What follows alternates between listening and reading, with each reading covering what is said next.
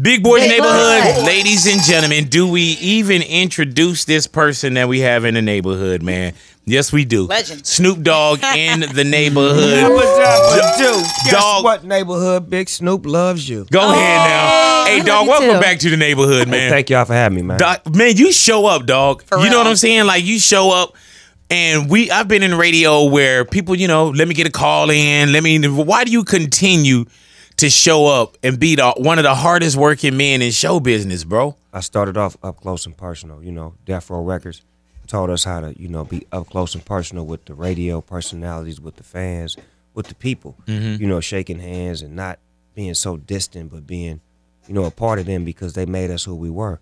So I never lost touch of that, never lost focus on, just being able to communicate with radio and be able to have a relationship with radio off the air and on the air. Yeah, so that man. way when it's time for us to get back on the air, it's nothing because we already been cool off the air. Yeah, and you one of those where you don't have to have an album coming. Like Snoop is a brand. But we got to talk about what's happening now, man. I want to thank me. Hey, man, for one, congratulations on the Hollywood Walk of Fame star. I was out there that day, man, and it's crazy because I remember, dog, like our first interviews, and then for me to stand out on Hollywood Boulevard and watch what they called a record-breaking crowd for Hollywood Walk of Fame, It's amazing. and to see you walk out and the people that showed up.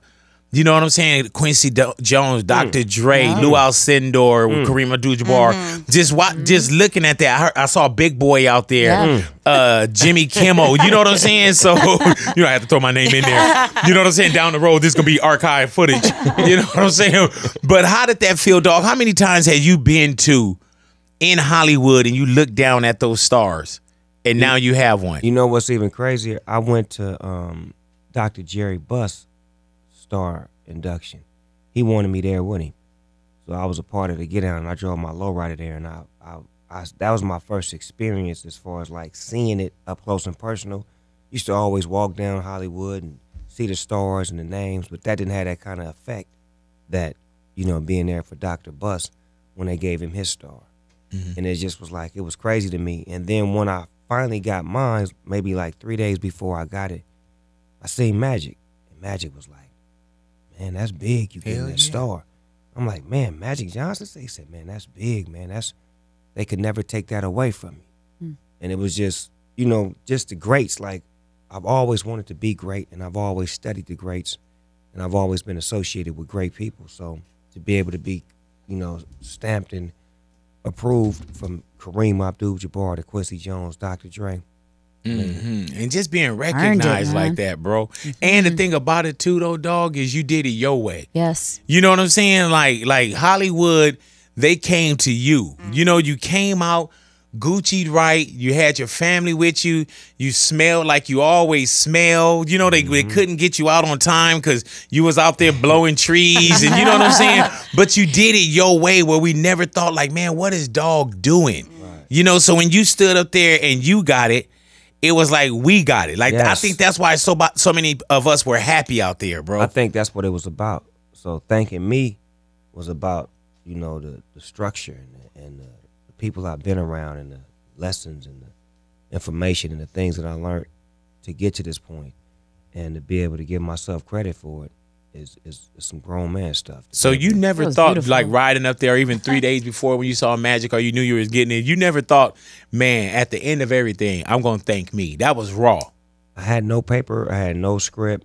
I just wanted to talk to the people that was there that meant the world to me, and then the people that had a lot to do with getting me to where I was at. And then once I got to the point where I felt like everybody was taken care of, it was like the last piece was like, it's somebody that's missing, that's been doing all of this work, that's really been getting up, making it happen, and being the hardest working man in show business. And thank you, dog. Thank you. If I don't give him no credit, then I appreciate that, Yeah, man. Big. And that day wasn't about I think me. he's talking about you.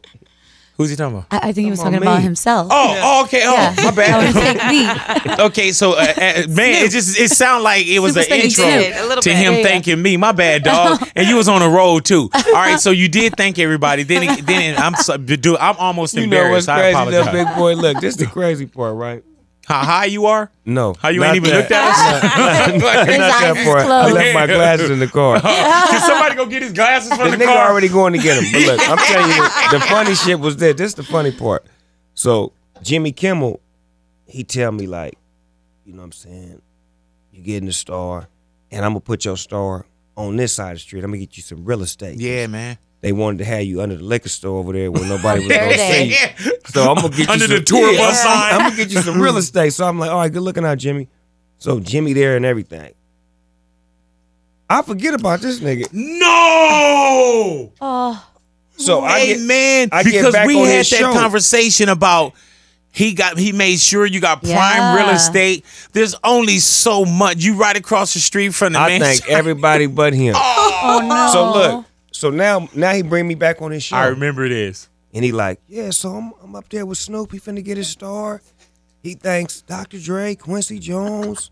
He thanks everybody. And I'm just waiting to hear my name. And all of a sudden he says, last but not least. And I'm like, wow, Snoop Dogg gonna really give me the last but not least? And he goes on and on and on. And he's talking about himself. Yeah. And he didn't even thank me. Damn. I'm like, I'm sorry, Jimmy. yeah. Blame it on my heart. Man. Not my mind. Hey, man, and you know what's a trip with that too, though, dog, is you only get one. You know what I'm saying? I can't even redo that. No. It was Hey, amazing, man. And the crazy thing about it, man, is that people that know he fought for that real estate, bro. No. You know? He was in there with the white folks meeting for weeks, telling them, no, Snoop gotta be right here. Aw. And that's right in front of like Jimmy Kimmel, Yes, his It's right in theater. front of His stage. Like, Oh my God, hey, I'm man, so wrong. that's gonna me live doing it on my way, though. for hundreds and 2, 3. That's gonna live on for centuries. As long as Hollywood Oh, Walk man. of Fame, that will always be a story. That is historic right there. I have to cry on that note. Man, Oh. I want to thank me. Yeah. Perfect album. Yes. Perfect title because it's crazy, man. We've been in this thing where we're saying, man, you know what? We got to give the flowers while we're here. Right. You know? And we've been even doing that more so especially since we lost Nip. Exactly. And then we also got to, sometimes, man, it's not braggadocious. It's not egotistical. When you said, I want to thank me, and you ran through the reasons why, I sat there and I was like, man, he get up every day. Yep. This dude, like, dog, I trip off of how much you perform. I trip off of how you make sure you sound like what you sold us 10, 15, 20, 25 years ago, like vocally. You give a full show, and I was like, damn, he should thank himself. And then calling the album, I Want to Thank Me. Why keep that title? It's important. Self-love. You gotta learn how to love yourself. So many people be dependent upon other people to love them or give them confirmation. And that's a bad thing. You know, what I was taught is that you gotta love yourself first before anybody else can love you. And I learned that in the music world too. When I was making music as a youngster, I didn't really like my music, and nobody else did either. Damn, really? Yeah, but when I'm not Before. I Okay. had a record deal. Gotcha. When I got a record deal, I loved Snoop Dogg music. I loved everything about my raps, my freestyle, my tone, my delivery, which made it easy for you to love it because you have to love it Right, first. internally to even give it a perception that it can be loved. And that's what that was about. And I think that's what this is about. Like, learn to love yourself first. You don't need confirmation from a man or a woman, your parents, from nobody. You should love yourself first and love what you are and who you're becoming, and then it'll make it easy on other people to follow that and to get that same reflection to love you back. Hey, dog, when you went in to create I Want to Thank Me, was it a different feeling? Because the process of hearing it is not that, oh, he's back in the bag, he is, but it is a full album. And we've been talking about this album, dog, not even in your presence, about we've been playing tennis with certain songs and the tone, and I'm talking about sonically, the way it's mixed, the way it's written, the delivery, what's in there, the storytelling, the way that it's structured. Did going into this feel different to you recording this? Yeah, because I'm a veteran now, so it's like in past records, I used to just make records and like, that's what I'm doing. Like, they gonna like it. This record was like, nah, let me structure it. put this together. Let me take my time. Let me make sure that every beat is chosen, every word is right, every pattern, every cadence, every melody, every hook, every like fine tuning it. Like I A&R'd this project. I A&R'd it. Like all of the things that come with that title. I don't even know what it is, but the homies was telling me that's what I did. You're right. You know what I'm saying? They was like, I think I produced it. yeah, like all that. Yeah, because I brought in the visionary. Yes, Yeah, I brought in Cat to mix everybody's song, which gave it a sonic sound that was matched through the whole record. It sounded like a whole record. That's you get what I'm saying? Like, hell yeah. Even having that much know-how to know that, look, Swiss, I'm gonna give your beat to Battle Cat. He gonna, well, it's still your beat. Yeah, he gonna put that thing on it though. He gonna put that thing on. He did. And he did, bro. How did you pick what goes on the album? That's the hard part. Because it's like all your kids. Like, man, which one? And it's like 6 or 7 kids that didn't make it. Like, wow. And then the producers be looking at me crazy. The rappers like, what happened? And especially this one. Like, let me blow your mind. I get a call yesterday from one of my producer friends that I make hits with. We make hits all the time. He been doing and traveling and doing things. I've been telling him I got a certain date to turn my thing in. He like, I finally got it. You finally got it. Like when your album come out? Yeah. Tomorrow. Yeah. But I got it. Just come hear it. Everybody that heard it just loves it. I didn't even go see him. Yeah. Because if I wanted to go see him. Yeah. We'd be on a pushback or something. Bonus tracks. Yeah. Bonus so, tracks. Pharrell, I apologize. Oh! I apologize for not coming to Damn. get the masterpiece monster that you put together for me. Damn. 7 hours before my album came Right. out. You know what I'm saying? There's only so much I can do. They didn't I just got off pre-sold of iTunes. I got the record now for you. You're like, man, it's out. But see, because nowadays they got like that pre-order stuff, right? So when you put the pre-order up, you can't change it now. That's it. Because it's set in stone. That's the name of the songs. That's these songs you getting off early. So I don't know. I'm still an old man. I'm thinking that CDs. I be giving niggas CDs when they come to see me. Like going and write you this. Like, man, how the hell do I No, look. Kawhi Leonard came over to hang out with me, right? When he came back home to Here LA. we go. So I'm like, Kawhi, I want you to bang my new album. I gave a nigga the CD. That nigga was like, what's that? No. He really was perplexed. That's my album. Yeah. Samir? Yeah. Like, what am I gonna do with this? He tossed it back to you. You're thinking it's a little frisbee. Yeah, the game has changed, It really boy. has. Yeah, I went from cassette tapes to streaming. Yeah. Think That's- about all you've been through though. Every style, every Cassette label, tapes, Vinyl. yeah. vinyl, CDs, Napster. I was about to say Napster. Yeah, streaming for real now. Like even now, sometimes I just be like, okay, how did I get that album? Like I got it. It just fell in your lap. Like, all right, I got it. You know what I'm Give me saying? your phone. Yeah. My daughter, I be You like, got Dropbox? I be like, don't be dropping nothing in my box. yeah. But my daughter, I'm like, oh, okay, I got all of Billie Eilish now. You know what I'm saying? 'Cause she Like, just- how? What's going on with Hey this man, world? but just The content wise, on I Wanna Thank Me. There's a song that you played for me. I remember I was trying to leave the studio one day. You was like, Big. You was like, you can't leave until you hear this one. You press play, and I'm sitting here listening to it, and you're talking about Suge Knight. You know what I'm saying? And it's not like, oh, Suge. It was like, it was beautifully written. Homage. And it was, paying homage to Suge. As grown men, we don't get sometimes to turn these corners. You know what I'm saying? Why was it important for you? First off, what's the name of that song? Let bygones be bygones. Yeah. So with Let Bygones Be Bygones, why did you feel it was time for you to record something like that now? Because there's been so many different versions of the Death Row story, so many different versions of people's perspectives, intellect, introspectives, and just people just thinking that they know what it is and what it was. You know, it was some real key figures of Death Row Records. The main figures was Dr. Dre, DOC, Snoop Dogg, and Suge Knight. And the rest of the pieces to the puzzle were musical. They were talented. They were business-minded, but they wasn't intricate like I'm speaking on. Dr. Dre will never tell his story from Death Row Records. Suge Knight's story has already been told as far as the public is concerned. They always bashing him. Tupac's story has been told 4 or 5 different times, but he was only on death row for 6 months. Snoop Dogg is the only one standing that could actually speak some real life and some real truth to what Death Row Records meant. Now, does he bash the label that made him famous? Does he kick the man who helped him when he had nothing?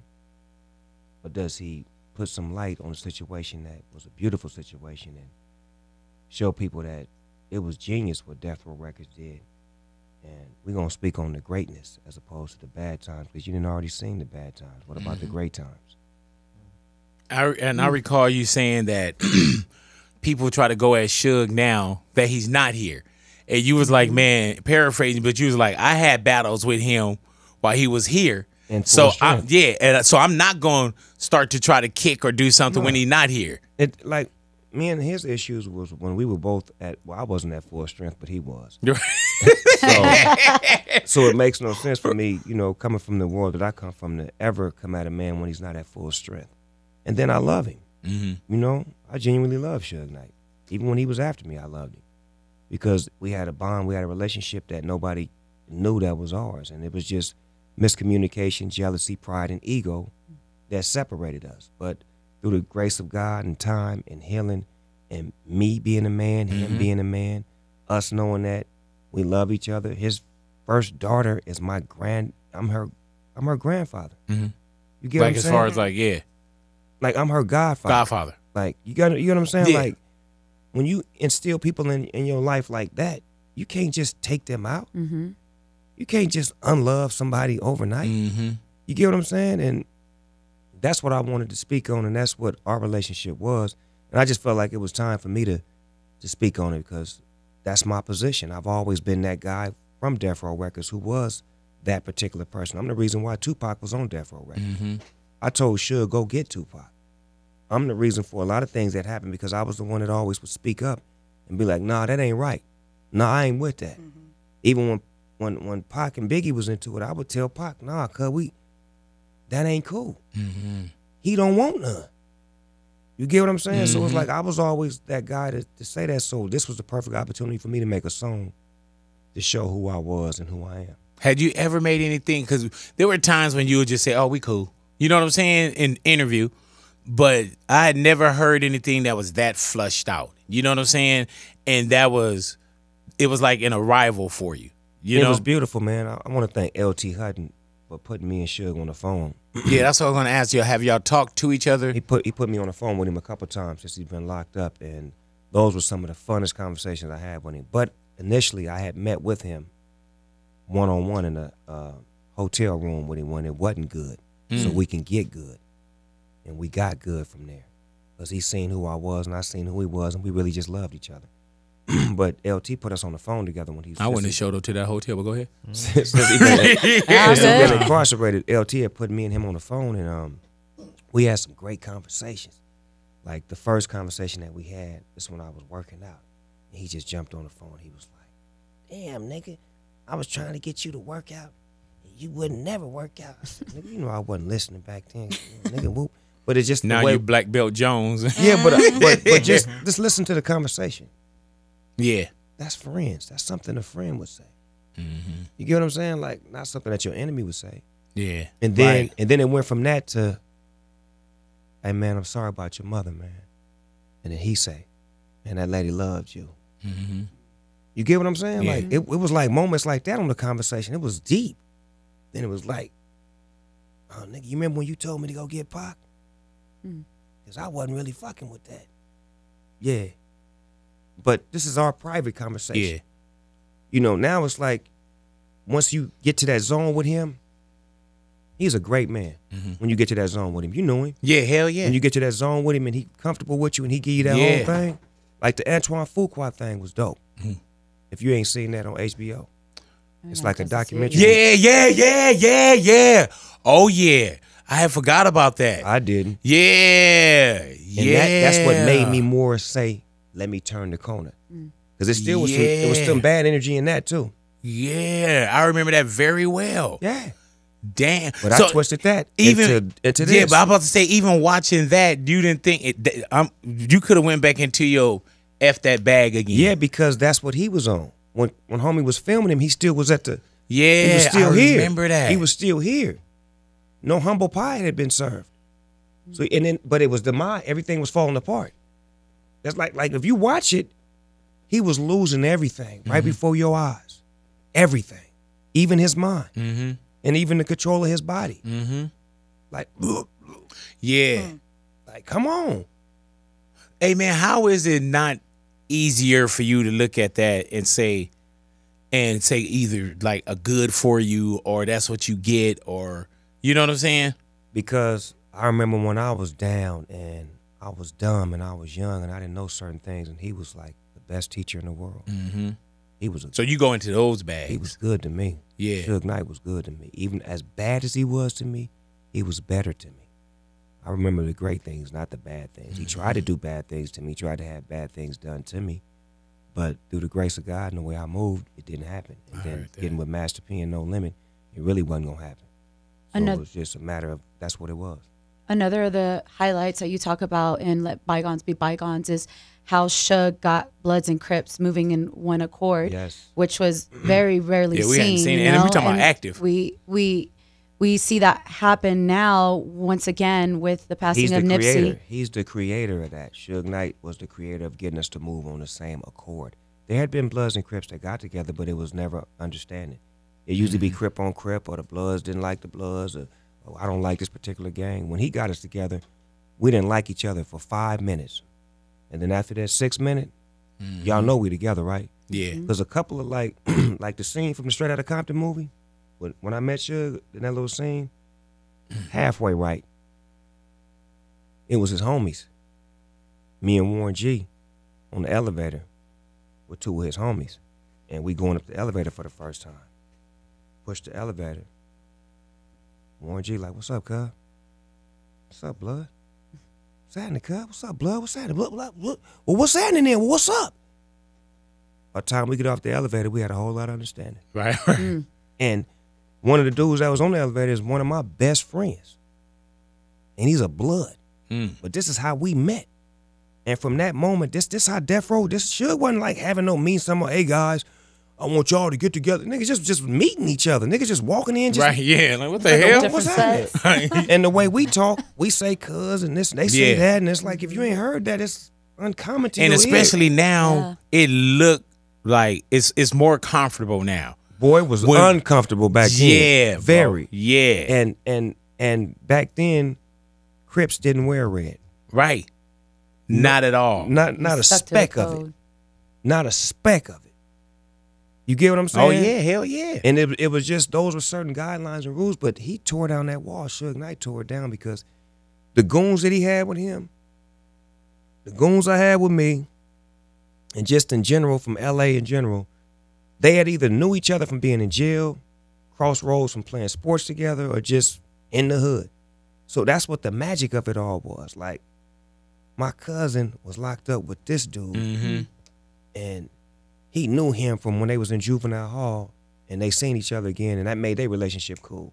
Trey D had been in the pen with all of them, so they knew Trey D. C-Style did this, Joe Cool did, so it was like our relationship started to become like this with Death Row Records.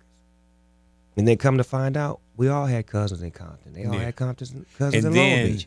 It became a y'all against the world kind of thing together. Because once we locked up, when you got Bloods and Crips really locking up, like, and really like, and the riots happened. Remember what happened? Oh, yeah, hell yeah.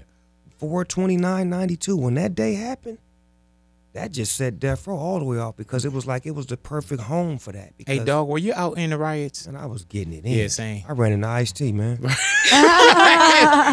like, too? Nigga, what is you doing here? Yeah, Nigga? it was like the same thing you doing here. Hold that couch real quick. Hey, man, if an uprising happened today, Nigga said uprising. Yeah, you know, that's what they called it. If the uprising happened today, dog, do you think you'd be out there? I got so many vehicles that can fit a lot of shit in. Yeah. I'm talking about pickups and U-Haul trucks. Hey, man, you got like a car lot over at your compound. Huh? Why, thank you. Yeah. I asked Big, are all of these his Universal City Snoop Dogg. Universal City Snoop Dogg. Snoop, one of the early tracks that caught my attention was So Misinformed, that features Slick Rick, and you sampled Bob Marley's Get Up, Stand Up. Why was making a track like that so important to you and placing it early up on your album? President. President sparked that record. But I didn't want to come at him and bash him or be, you know, some F Donald Trump. I wanted to put something out there to make my people think. Make my people think if we all came together, if we worked together, if we united, if we put a better cause together and live for what we really here for, then we could work on focusing on us. That record, Misinformed, to me is for the black and the brown. And for those who always been outcast. We all been misinformed. We need to learn how to love each other and to protect ours and to be there for each other. And that's what's going to make this world a better place and let all that hate just get pushed to the side. So the Misinformed record was because I seen something on Instagram where the lady was talking on the Phil Donahue show. And she was checking the man about him not knowing his facts on certain, you know, information of how, because he was trying to make it like the Holocaust was like the worst thing that ever happened. She was breaking his ass down like, yeah, the Holocaust was the greatest atrocity on film. Ours was not film. When I heard them words, I was like, wow, that's deep. Because imagine if they'd have filmed what happened to black folks. Or what happened to the Indians. You know, film that. The Holocaust was filmed. Ours wasn't. So it's like, I got to give us some information on who we are and just to enlighten y'all, because I'm a little bit wiser now. So I can, what if our people came together? What if we worked together? What if? And then it's going to come to life, because whatever I write come to life. Yeah. And we seeing it now just in life. You know what I'm saying? We starting to see, when we see, you know, somebody here, and then you see black and brown coming together. You seeing the people come together because who's at the so-called top. The same way when you talk about the story about the coming together, the Crips and the Bloods years ago. You know what I'm saying? And then you see a little dip, and then we see Nip, you know, getting murdered, and we see people coming back together even more so. So yeah, it's definitely written. It's definitely written. And plus, you reaching people that's not turning on a CNN or didn't see a Phil Donahue old clip and it sparked something. You know what I'm saying? So, and through your headphones, through your AirPods, whatever you're listening to, that'd be that message that'll carry even our younger black and brown and so-called underprivileged. And that's what I really appreciated about that track, that I feel like right now there is a lot of just more just random sounds than an actual message being said or heard by the youth. And I really hope that they appreciate this track, because you really do drop a lot of gems, and you speak about morals and principles, which I feel a lot of kids nowadays don't know anything about, because it's not valued nowadays. So I wanted to thank you personally for that track, for putting that on your album, because you could have put whatever you wanted on this album, and you made sure you included something like this on it. With that too, dog, is that you were like, E40 said it the best when he said veteran and relevant at the same time. You know what I'm saying? Like, people listen to you. You know what I'm saying? It's like whatever the Uncle Snoop Dogg, whatever it is, bro, like 8 to 80, people listen to you. People mess with you. Like, you're beyond. Say something. Yeah, and exactly. And you know, and you'll say it without wondering what's the cost. Right. Like, man, it's just gonna be such and such. Am I gonna lose my older white audience? Am I gonna lose my Martha Stewart TV show? You know what? That's the thought that I be having when I make records. I don't never think about how is it gonna rub people the wrong way, how they gonna feel. It's always about the initial feeling is back to me loving me again. I have to love what I'm doing before I can put it out. I listen to it way more than you did. I could tell by how you always knew the lyrics. I'm like, you know what I'm saying? Like, I have to love it before I can present it, because I'm so like picky when it comes to like music. Like, I love great music, so I would hate to put out bad music. And I think I've done a great job as far as putting out good music, even though some of the records didn't do what they were supposed to do or do whatever they thought they were supposed to do, like sale-wise, but spirit-wise, they all did a great job, because they touched somebody and they did something for me, and they did something for somebody in the world at that time when they came out. Snoop Dogg in the neighborhood, I want to thank me. Dog, we just recently seen like these top 50 MCs, and now people naming their top 5. You know what I'm saying? Do you have a top 5 that Snoop Dogg would say, man, this is my top 5 here? Oh, what rappers? Yeah. Yeah, but that's probably like 6 or 7. All right. Well, your top 6 or 7. Like, yeah, you know. All right. No Order, Slick Rick, Ice Cube, Big Daddy Kane, LL Cool J, Snoop Dogg, and I'll slide a KRS-One up in there. Go ahead. Yes. Now. Let me ask you this: when you do see a top 50 list, and I we don't see know my where, name, we don't know I'm where that offended, list. nigga. That one where they had Joe Budden's number 3 and all that bullshit. Yeah, I'm man. It seemed like Ghostface. that list. It seemed like I said somebody that list did like was this made though, so dog. they could be like, let's make Snoop mad real quick. Right. Let's see if he gonna say something. Man, were you on that list, dog, or were I you was at like like number 20 30? something. You were like 30 something. And I that ain't gonna list- name who they had higher than me After- that wasn't better than me, but I'm Yeah. like, this is bullshit. Dog, that I'm not even list gonna come came at from you because I know you didn't do it, but you not better than me. But they know too. Whatever names was ahead of you, be like, come on, man. And it seemed like Somebody that said, list. man, I'm cool with my position. No, you ain't, nigga. You not better than me. Hey, dude. And it seemed like it came out with no headliner, nothing. It seemed like somebody just threw that That's out white and we America. all bit. No yeah. source. That's white America. Yeah, man. Donald Trump That's probably made collecting more of shit. that data. That's the great Donald Trump hack. said, give me that paper right there. I know how to infuriate all these niggas. I know how to infuriate all these niggas. Give me that list right there. Top 50. The Joe Buttons. Top 3. Melania, get in here. Get in here. Give me some more names. Yeah. They just like, They were all East Coast, mainly East Coast based. So Yeah, man. That's just the bias of it all. I'm Right? like, trying so- to get us at each other. Yeah, like, nigga, stop. Man. And But it's did you crazy. see what I posted after that? Yep. I'm not concerned Tell 'em. with being on no list but the Forbes list. Yeah, man. Bitch, you. Hello. Now, where am I on that? Yeah. Hey, let's talk about I don't know. that Loan one. me Half something. of you niggas won't even be in the index. Yeah. Yeah, they keep turning. That's You done facts. licked so much, ain't nothing left. Yeah, you dry. Snoop, a lot of people on their own personal bucket lists have, I want to smoke with Snoop. That is something Lord. people literally in their Would you entire hang life out they with want. me? And you Yeah. Is there take my jacket and light it. is there someone that I know has I'm gonna wished to piss smoke positive with you? messing with you. Go ahead, honey. Is there been someone that you really wanted to smoke with you and you had like either a great time or a great experience with that you don't normally hang out with? Yeah, a lot of times. I've been at like Hollywood parties, right? Like parties where I'm like the only nigga in there. Like, what am I doing here? Right. And then all of a sudden I blaze up something, and then it'd be like a movie star or something that come over and stand next to him, and I'd be like, this motherfucker was just in the movie I was watching. And I pass it to him, and we smoking, right? And I'm like, man, this is a beautiful thing. I'm smoking with a movie star. Then they look over to me and be like, hey, man, this is a bucket list, man. Scratch this off my bucket Yeah, list. man. Is that what happened with Brad Pitt?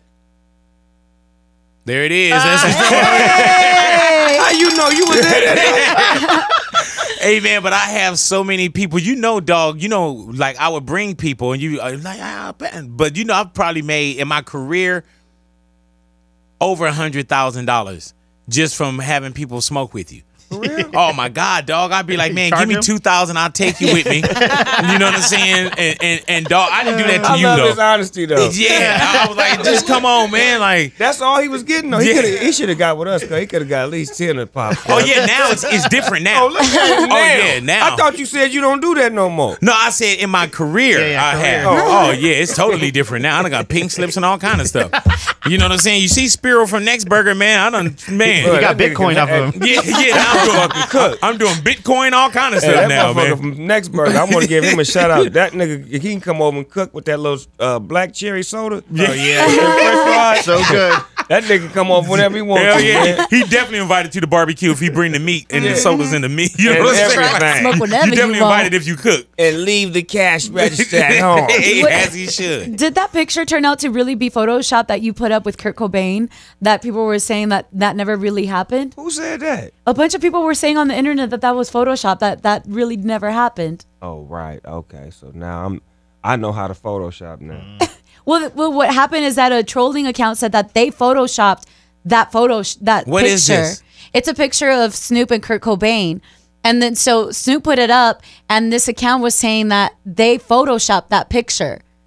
Why would as if I didn't have an experience with Kurt Cobain Yeah, like why would you not have an experience with Kurt Cobain? and his girlfriend at the time. Where did that happen? In a dorm room? No, we was on on the road. You know, when you was doing shows and shit back in the days, there'd be hotel rooms and the rockers and the rappers would all get together. I was like on Lollapalooza tours. I was like, when I came out, like in the early 90s, is when rap and rock like really meshed. You got Nirvana, you got Marilyn Manson, you got all these types of 9 Inch Nails, you got all these types of groups that me and them were like Meshed. the same thing. Like I was considered like a rock star. Yeah, hell yeah. So I would do shows, and when we do shows, I was the type of motherfucker that'd be like, I got it. What's happening? Go to my room. Let's get out. Like, that's who I've always been. And if somebody happened to take a picture, I'm not gonna say no. And this is back in the days where it was like, we didn't know shit was gonna be moving around like that. Well, it really There it is. happened. All There right. you go. Oh, man. I love it. Hey, So- hold on. That so is they- Photoshop because I know that picture. That's not you with Stop Kurt Cobain. I know that picture. I took that picture. Where you take a picture? All right, See that dog. bed right there? That's one of them low budget ass hotel rooms. See that? It does look look like at the that. comforter. Yeah. Yeah, that look what comforter, I you mean. could tell. Yeah, That's man. one of them. Got first, the Bible in the front That's one top of them drawer. first rap tour hotel rooms with 3 niggas is in one room. And just happy to be there. Yeah. You got to And go it- do Jimmy Kimmel from here. Yeah. You know you a cold piece. Now you I got owe him. him, cuz. I owe him for not But I'm thanking me. You get I old know. forever. But now you got him waiting and things. You know what I'm saying? Like It be like that sometimes, Yeah. man. It's Snoop Dogg, man. They know what it is. Do It When I'm In It features Osuna. How did that Oh, that my relationship God. come together with Osuna? Because I loved this track. Hey, hearing dude, it real quick, when they just came sonically. on, I remember we locked eyes and you was like, Yeah, I was checking for it. I was especially checking for the Spanish, and it's different for Osuna because he was rapping faster. That's not a usual Osuna type of track. That's his old school style, right? Yeah. Well, you know, he asked me to be on a song with him and Cardi B for his album. And I didn't know what he was saying because I don't speak the language. So I asked all my Latin homies, and they all gave me different translations. I'm like, you niggas don't even know what he's saying. Now, let me call him back. So I asked him what's happening. He told me what he wanted.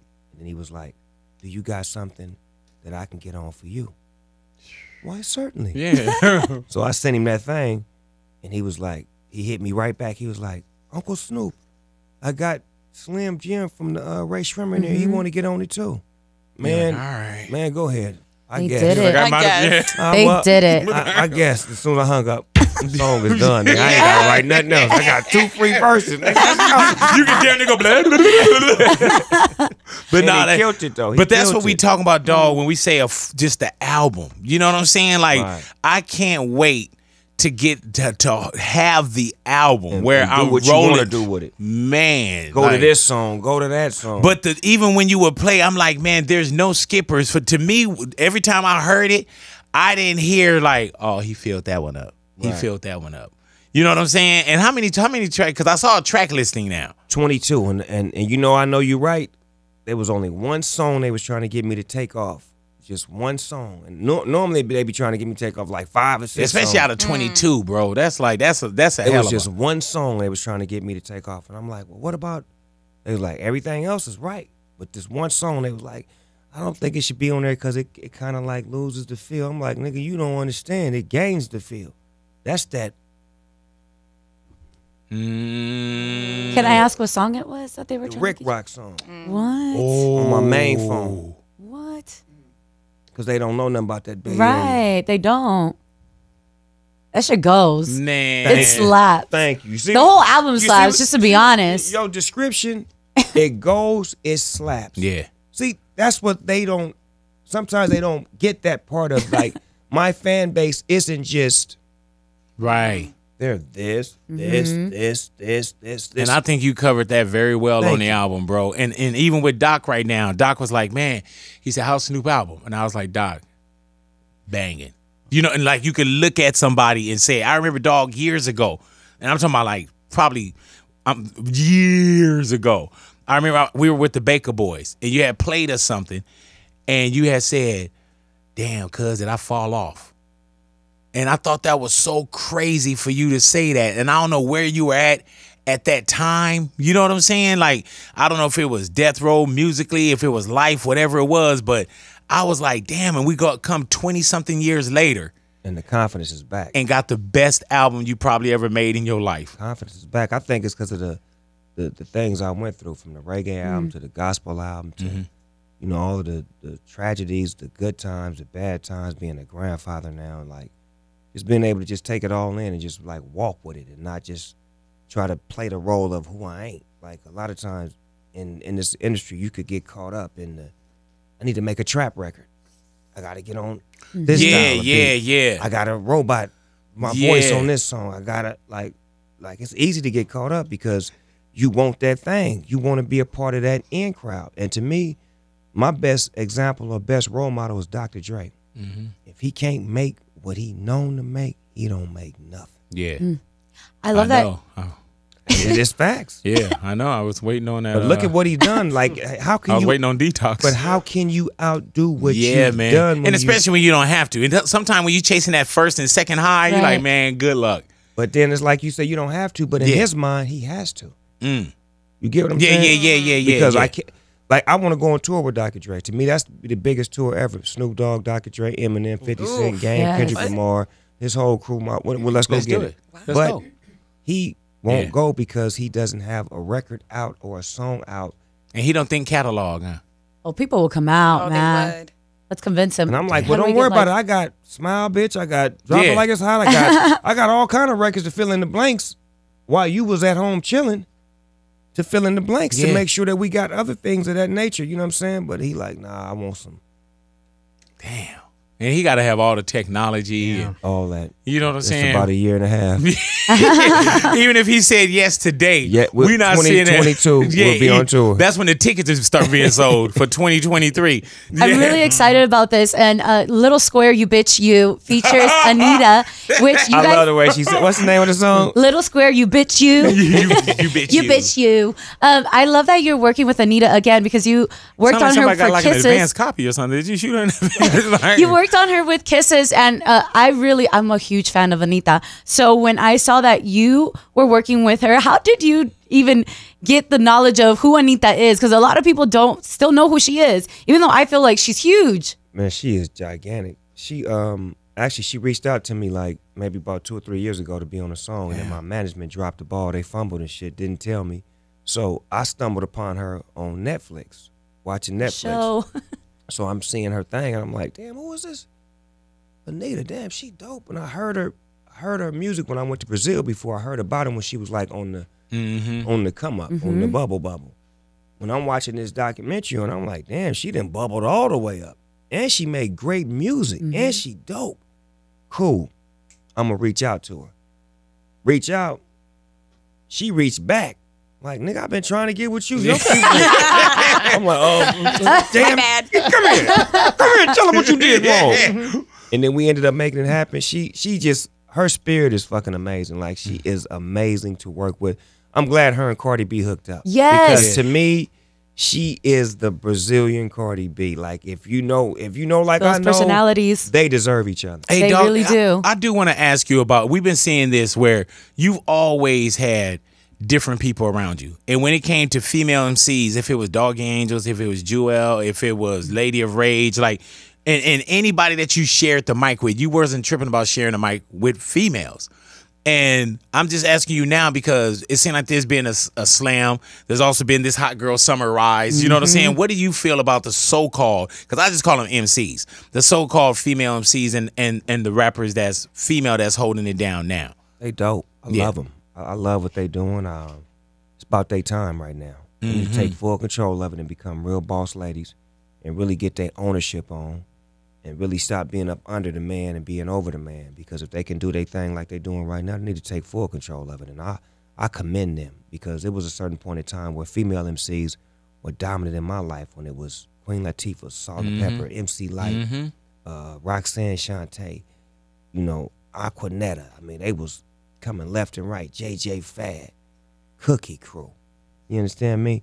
So for women to get back into the groove and to control their destiny, this is beautiful. Like, I'm a fan of it. You know what I'm saying? I'm hoping that they can go further than they're going and eventually become like real CEOs and bosses like the men have become. And cake up and not just be the look, but be the look the whole thing and the scheme of it all. We got Snoop in the neighborhood, man, and we were just talking about just Nipsey Hussle, your relationship, the legacy. We're celebrating his birthday today, bro. What does Nipsey mean to you, bro? Man, first of all, it means a big smile. Every time I seen him, the first thing we would do was smile at each other, like no homo, but that's just what we would do, like just because it was love. Like when you love somebody, you genuinely love somebody, you really happy to see them. Like I was always happy to see him, like he was always happy to see me. I just think about the brilliance of the mental, the mind state that he had. That if you look at the book, you think you're getting a Dr. Seuss book, but then when you open the book, you're getting a Pulitzer Prize book, because he's deeper than what the depiction of what he is. You can't judge him. I didn't really know how bright he was until I got a chance to know him and build a relationship with him and hang out with him. And his conversations, he was never on, let's go get some bitches, let's go to the club. Right. Let's go get some money. Hey, dog, you want to put in on me on this World on Wheels? Hey, dog, I'm finna franchise with this Fat Burger. You want in? Like, bringing things like that to the table. Like, who does that? Who does that for Snoop Dogg? Somebody who already got it all, so to speak. But you trying to bring him something. Like, that's what our relationship was. I remember him for being innovative and being ahead of the curve with going and dealing with different neighborhoods, hanging out with YG, known blood gang members by himself, going in their neighborhoods, getting that love and respect. I just remember seeing him just shaking hands and being for the people. It's one incident that we had that was funny. We was doing what's my man name from the Fugees? Wyclef? Pras? Yes, Wyclef. He had something that went wrong in Haiti, like an earthquake or something, and they had did something like We Are the World Part 2. Yeah, I remember that. So it was a We Are the World Part 2, and they had like everybody was in there, all the big name people was in there. So cool, we in there chilling. I'm in the back row. All of a sudden, Nipsey Hussle walk in. Knowing this nigga ain't supposed to be in there. You done brought that up to him, but go ahead. Because I ain't supposed to be in there. So now, he come and stand next to me. I'm like, nigga, you finna get me caught too.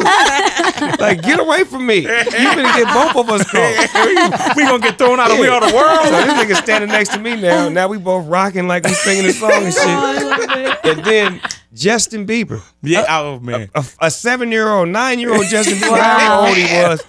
Hey, Uncle Snoop. Hey. His people snatched him so fast. Get away from that nigga and get over here by Bruce Springsteen or some motherfucking body. And Nipsey was like, I ain't even supposed to be in here. I said, nigga, me neither, cuz. But we in here, cuz. We are the world, cuz. Yeah, we are the children. Like, to me, that was like, that's what he was. Like, how did you even know to even be there? Like, and then you show up and then you get in and then you actually in there with us. Like, bro. these are the kind of moments that I had with cuz where it was like I remember him for like fun times. There was one day where Ray J had the Scooty bikes. Yeah. He had made me a Crip Rag Scooty bike. And he was like, I'm gonna make one for Nip too. So he made one for Nip. And Nip was like, I'm gonna come get it, I'm gonna come get it. I'm like, nigga, if you don't come get it, I'm gonna give it away or either I'm gonna ride it. So he came over early one morning. He was in the Maybach, him and his homie in the Maybach. So he at the compound and he riding on it. And he like, it's time to go.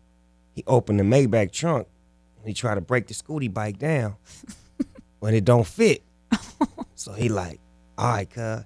He tell his homie, drive the Maybach, cuz I'm finna take the Scooty bike to the shop. He drove from the compound to the marathon. Wow. On the electric bike. On the Scooty bike, cuz. He's I'm taking my Scooty bike. Man. Not leaving it. And when we And say that's from dog, Inglewood to LA. Yes. Damn. and when we say the marathon continues, man, we really mean that. And there's some great memories with bro as well, man. Like my every time that I talk about him, it's gonna be like right now. You see, Yeah, I'm not hell gonna. yeah. I'm gonna talk about all the fun times, the funny times, the good times, because it was smiles when I was around him. It was always love. The last time I seen him was at his Grammy party, and me and Jay-Z was in there. And I don't talk to Jay-Z every day, So it wasn't like we planned this or nothing like that.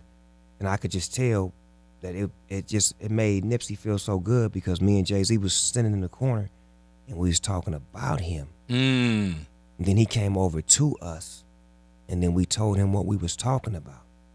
Because me and Jay was like, man, this nigga remind me of you so much, man. I said, nah, he better than me, cuz.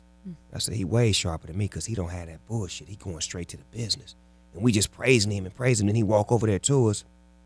We tell him, nigga, you look at the position you're in, nigga, you got the king of the East and the king of the West Coast at your party, nigga. And he did like this, and he put his hand on me, and he laughed, and the photographer took a picture of it. And I got that picture.